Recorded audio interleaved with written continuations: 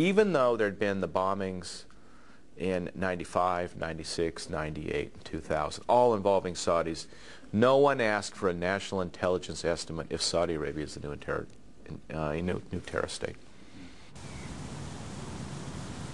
The Bush administration knew that 15 of the 19 September 11th hijackers came from Saudi Arabia, and that bin Laden and al-Qaeda had received Saudi money and logistical support. In other words, that a single country had supplied the manpower, the money, and the mastermind for 9/11. But the Saudis, old friends of the U.S. and the Bushes, got a free pass. When George W. Bush says, terrorists, those who harbor them, those who give support to them, are our enemies. That's obviously not true, because everybody that financed September 11th is currently in Saudi Arabia and free. I mean, it was sort of like if bin Laden had said, well, you know, it's just a coincidence my guys happened to run into your towers. Are we just going to leave him alone? Last year, Robert Baer's memoirs became a major motion picture, Syriana, about U.S. intervention in Arab politics and oil. George Clooney won an Oscar for playing him. Baer says the U.S. campaign against Iraq was like a Hollywood trailer for a war. Look, Iraq, you know, if you could just go buy the weapons of mass destruction, is a nice package if you're trying to sell a war, scare people. You know, cash in on the fear of 9/11. And as you'll see when we come back, that took a little rewriting of history. This is a regime that has already used poison gas to murder thousands of its own citizens. In the days after September 11th, 2001, the White House took dead aim at Saddam Hussein. It apparently made little difference that Iraq had no ties to Osama bin Laden or the 9/11 hijackers. What George W. Bush needed was a slogan, something to sell the idea that Saddam was a global threat. He had to go 15 years into the past to find it. This is a regime that has already used poison gas to murder thousands of its own citizens, leaving the bodies of mothers huddled over their dead children. He gassed his own people became a mantra for President Bush as he pressed the case for war against Iraq. But though that accusation was based in historical fact, as you will see, it didn't begin to tell the whole truth, ignoring two key questions about Iraq's use of chemical weapons. What did the United States know? And what did the U.S. do about it? For those answers, you've got to go back as well, to long before George Bush called Saddam Hussein another Hitler, to the 1980s, when U.S. President Ronald Reagan wanted to call Saddam his friend. Looking back from 2003, it's really hard to understand what it was that American policymakers found attractive about Saddam Hussein. Former U.S. Ambassador Peter Galbraith. At that time, the Reagan administration was indifferent to human rights, particularly in the Middle East. And it saw Saddam Hussein as a strong man with whom it could work.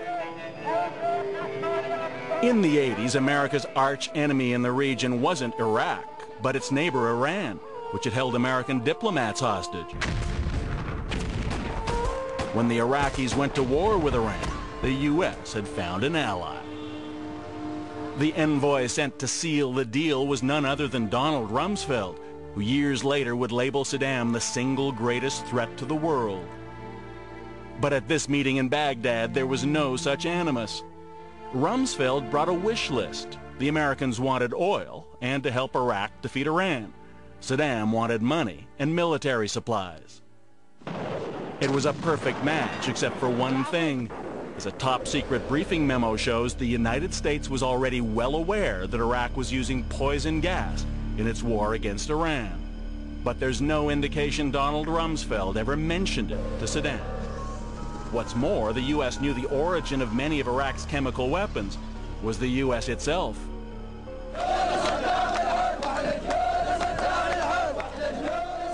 The Iraqis were looking to use the United States, as they were using Western Europe, to acquire equipment, technology for their military forces, and if we were dumb enough to sell it to them, they were happy enough to take it. Dr. Stephen Bryan was a Pentagon official responsible for keeping American military equipment from falling into the wrong hands. He says Saddam had a booster club in the Reagan administration, pushing to sell the Iraqis dual-use technology, which could have both civilian and military purposes, like helicopters. And again, they said these would be used for? Civilian, agricultural use, sprayers. And we said, spray what? We don't like that. But despite the Pentagon's objections, more than 100 American helicopters were sold to Saddam. And though the U.S. knew about his weapons of mass destruction, it was soon giving billions in aid to Iraq, more than almost any other country, leaving Saddam Hussein free to buy even more weapons.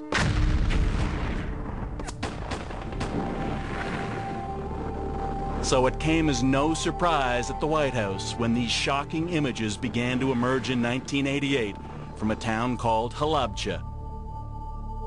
It was proof of what American intelligence had known for years, that Saddam was not only using poison gas against Iran, but also against his own citizens, the Kurds in the north, whom he considered his enemies too. In all, it's estimated at least 30,000 Kurds lost their lives to Saddam Hussein's chemical weapons. So, did Saddam Hussein gas his own people, as George W. Bush has repeatedly claimed? He did, in defiance of every international agreement on arms and warfare. Did the United States know about it? Absolutely, for years, apparently without saying anything. The U.S. also knew that its sales to Iraq of dual-use material, like helicopters and chemicals, could well have facilitated Saddam's mass murder campaign. But apart from issuing an official statement that denounced the gassing of the Kurds when it became public knowledge, what did the U.S. do to stop its ally, Saddam? Absolutely nothing. In fact, the next year, American financial aid to Iraq went up. Then the horror at Halabja was forgotten for a decade and a half, until George W. Bush needed that slogan to sell his invasion. This is a regime that has already used poison gas to murder thousands of its own citizens. Never any mention of the American role in it.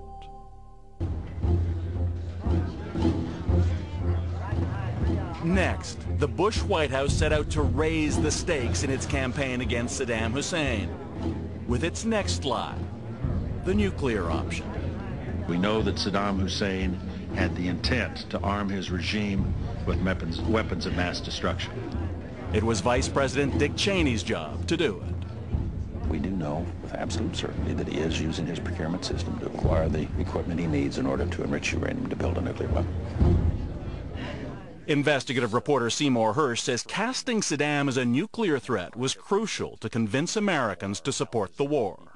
With that case, they could not only win the public, but they could win the Senate, the Democrats in the Senate. You have to understand, without that case, I don't think they could have gotten the authority. So when the Central Intelligence Agency couldn't confirm the existence of an Iraqi nuclear program, Cheney began to visit CIA headquarters, demanding more forward-leaning intelligence on Iraq. Analysts get the drift. They get the drift. They write reports critical, they go nowhere. They write a report that supports the White House. All of a sudden they're giving briefings at the White House. Come on. Everybody gets the drift. Dick Cheney's intelligence network soon included a secretive group at the Pentagon, which worked closely with the Vice President.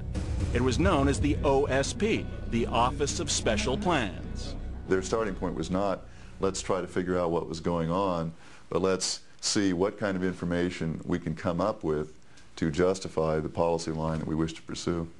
Greg Thielman was an intelligence specialist with the U.S. State Department who watched the emergence of the OSP. It soon became clear to him what its mission was and who was behind it. Cheney was the driving force behind an orchestrated presentation to the American public of a different version of reality than at least the reality that we saw. In the intelligence business, that's called cherry picking, selecting individual morsels of information that support a specific point of view, and stovepiping, sending them without analysis right to the White House to be inserted into the president's script. Facing clear evidence of peril, We cannot wait for the final proof, the smoking gun.